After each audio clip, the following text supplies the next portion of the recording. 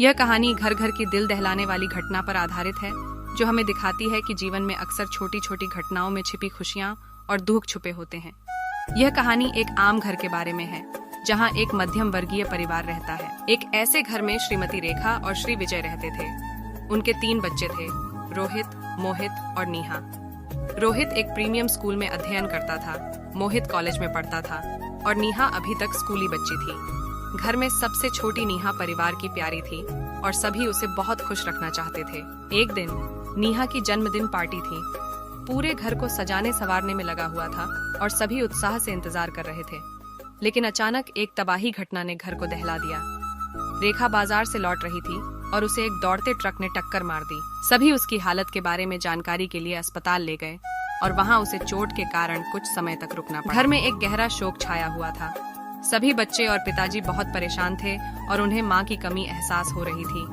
रेखा की स्थिति दिन पर दिन स्वास्थ्य में सुधार हो रहा था, लेकिन उसके आने तक उन्हें अपने आप पर विश्वास और संघर्ष की जरूरत थी। रोहित, मोहित और नेहा ने देखा कि पिताजी बहुत परेशान हैं और वे उन्हें सामर्थ्य दिखाने का वादा करते हैं। वे रोजाना स्नान करने, सफाई करने और घर के कामों में मदद करने लगे। उन्होंने घर को सजाने और साफ सफाई करने में एकजुट हो गए और दिन भर काम करते रहते थे।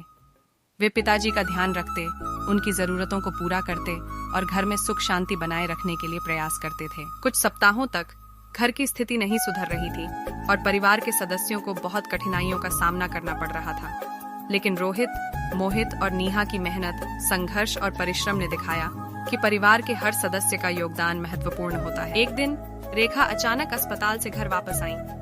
सभी को बहुत खुशी हुई और घर में खुशियों की लहर फैल गई। रेखा ने देखा कि उसके बच्चे और पति ने उसे बड़ी बड़ी परेशानियों का सामना करते हुए भी घर को संचालित किया है और वह बहुत गर्व महसूस करने लगी। यह कहानी हमें यह सिखाती है कि जब तक हमारे पास परिवार, साथी और प्रेम की ताकत होती है, हम हर मुश्किल से निपट सकते हैं।